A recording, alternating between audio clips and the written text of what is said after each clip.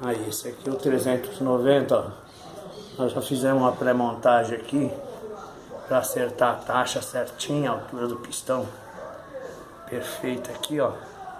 Uma taxa de 10/1, que vai funcionar no nitrometano aí, ó. Cursinho 64. Prontinho, agora é só montar lá no motor, no quadro e fazer a regulagem e fazer os acertos. Aí depois a briga vai ser com o mecânico lá para fazer os acertos. Vamos ver como é que fica essa bagaça.